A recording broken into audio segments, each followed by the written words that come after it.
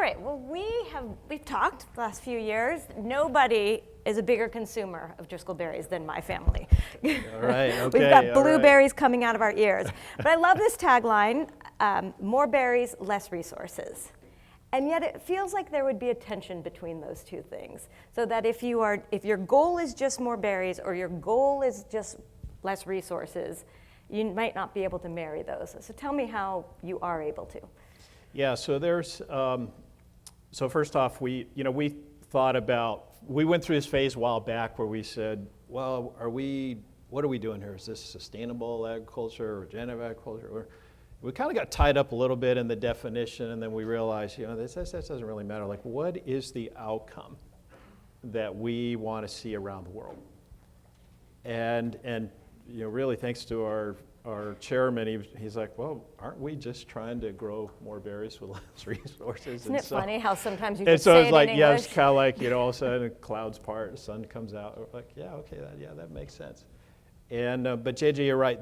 Once you get into it, then there's all these tension points, and so in each situation can be a little different depending on what crop we're working with or where we are in the world. But certainly, I would say the most clarifying lens that we have once we head down that path is to be able to demonstrate right from the start, is this actually going to help the grower be more profitable? That is the currency. We have to demonstrate that right up front. If they see that and they see a path, then things roll along pretty well. If that's kind of fuzzy and cloudy and so forth, and they say, well, I'm not sure I'm ready to change. How do you deal with the idea of perhaps you can have less resources today in ways that will end up with no resources tomorrow? And so somebody might be able to grow more berries but destroy things tomorrow.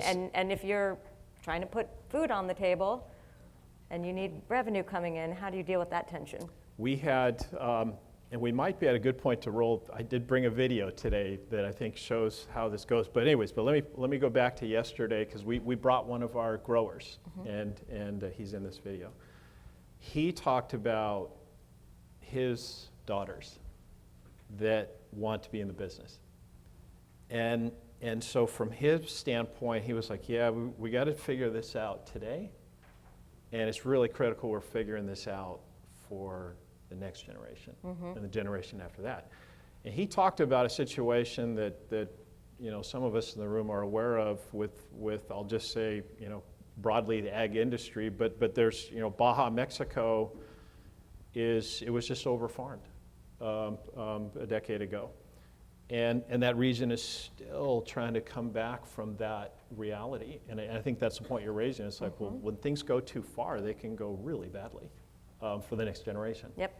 So that's another dimension that we think our growers bring, because they say, hey, I am building this business for the next generation, and so therefore I'm not only trying to optimize for today, but I'm also looking at this for, is this a thriving business, next generation, and so forth. The beauty of all of us being here, as I mentioned, as John mentioned, is partnerships and getting expertise from different places, from startups, from consultants, et cetera. So talk to me about some of the partnerships you have and what you guys look for.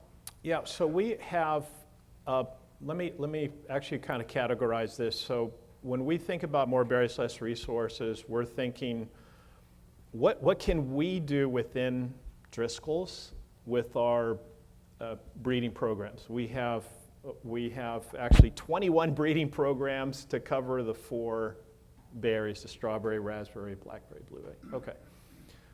We're quite optimistic that each of those 21 programs can make quite a bit of progress on just more resilient varieties, let's say. So when we can find traits that express greater plant health, that is a big win.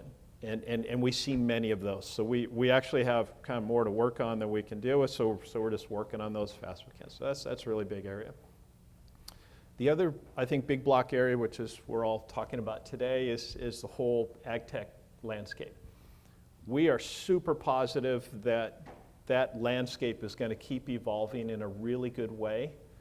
and it's just a matter of finding the best solutions for the specific situations.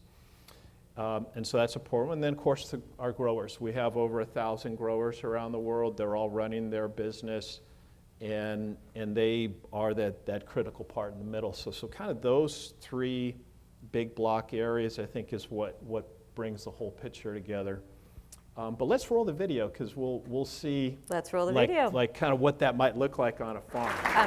I love the framing of not how do we manage the environment, but how do we respond to it. I love that.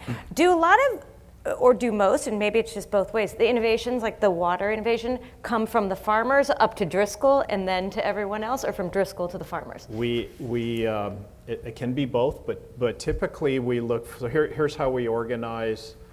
And a few of my colleagues are here today. So we have on the front end, our partnership with SVG is super important because it helps us scout. Mm-hmm. And so you heard in the video, like everywhere there might be one exception, Tasmania, Australia, but everywhere else in the world, there's like not enough water, okay? So that's a common thing. So we were looking for water solutions. SVG and our scouts, we kind of get that down to a more narrow focus, and then we, again, colleagues here today that are doing that testing and validation, so the building the confidence that it'll work for berries, and that our growers will also feel that confidence that they're ready to trial it. So we want to kind of take it through that process.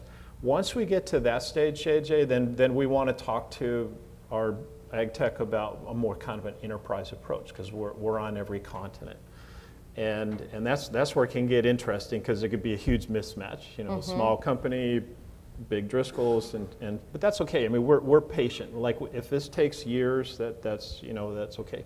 When we find the right solution, we'll work with that. But that's kind of what our funnel looks like, and so it could be water, it could be nutrition, it could be automation. Things being more productive with AI. I mean, any of those categories are great areas where we're looking for the opportunity, and then that we want to see that funnel kick in. So one last question before we have to end. If there's somebody in the audience who has a great innovation or a great idea and wants to get to you, what's the best way to do it? Okay, I am going to defer to, where's my colleague, Pete? There he is, right? Okay, see that guy raising his hand?